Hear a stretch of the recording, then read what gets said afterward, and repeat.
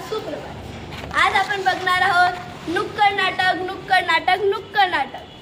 आज आपण या नाटकातून पाहणार आहोत की मोबाईलचा जास्त वापर केल्यामुळे काय होते। या अरे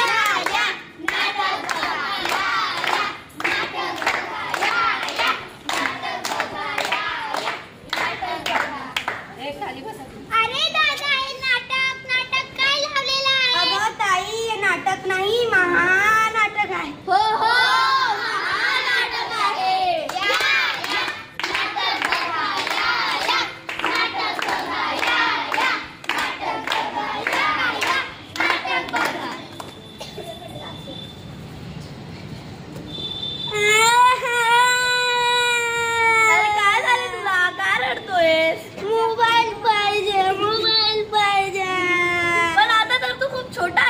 मोबाईल पणचे काय करशील?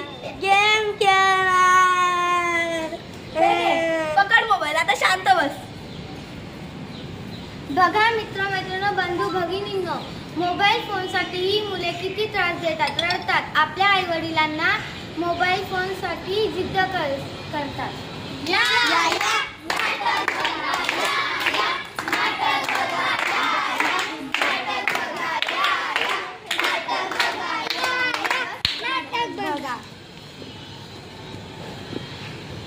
अरे मुलांनो, जेवायला चला चला लवकर। नाही मम्मी, आम्ही नंतर खाणार। जेवण थंड होईल। अगं मम्मी, आम्ही गरम करून खाणार।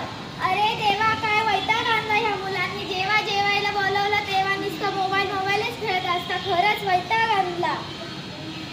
बघा बंधू भगिनींनो, ही लहान मुले मोबाईलसाठी जेवणही सोडले। दिवसभर मोबाईल आपल्या आई वडिलांनाही वैताग आणला आहे। वैताग आणलाय।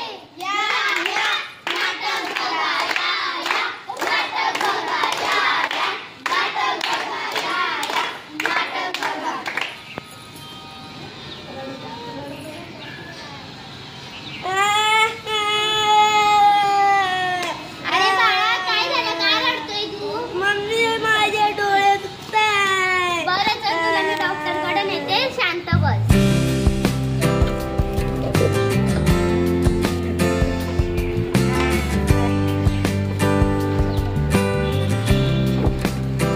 नमस्ते डॉक्टर साहेब। नमस्ते ताई, इकडे कसं यायला झालं? अहो डॉक्टर, याचे कालपासून बघा ना, डोळे दुखताय। बस इथं, मी बाळा तुला चेक करतो।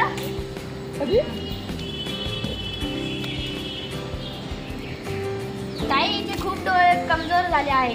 अरे देवा, काय करू या मुलाचं आता? तुम्ही टेन्शन घेऊ नका। मी याला ना चष्म्याचा नंबर लिहून देतो। चालेल। बाळा, मी तुला काही प्रश्न विचारतो, तू त्याचे उत्तर दे। हे किती आहे?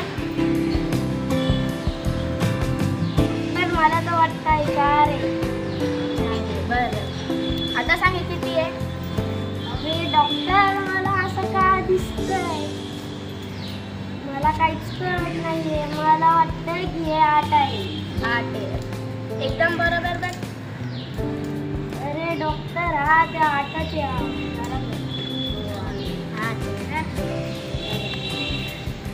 ताई, तुमच्या मुलाचे खूप डोळे कमजोर झाले आहेत।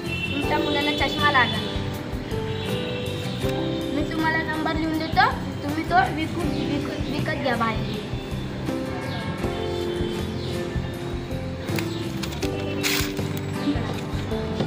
तू मोबाईल ठेवतो घरी? हो, तो दिवसभर मोबाईलात राहतो। आता तुला चष्मा लागलाय, मोबाईल बघायचा नाही हा। मोबाईल नाही बघायचा,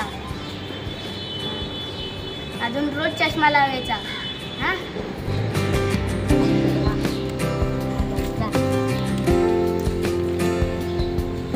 तुम्ही बघितला ना, मोबाईलमुळे डोळे खराब होतात। अजून घेशील का मोबाईल? नाही, वापस घ्यायचा नाही। आता दिसायला नाही पाहिजे तुझा मोबाईल। चल आता।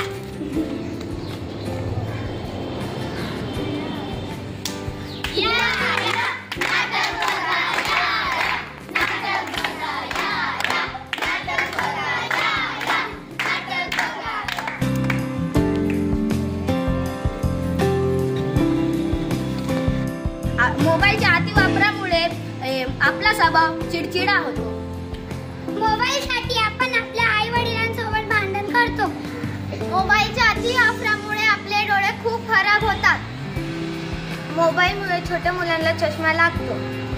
चला आता आपण एक शपथ घेऊया. आम्ही आजपासून 12 वर्षांपेक्षा कमी वयाची मुले मोबाईल वापरणार नाही. आणि आम्ही आमच्या आई वडिलांच्या म्हटल्याप्रमाणे आदराने वागणार.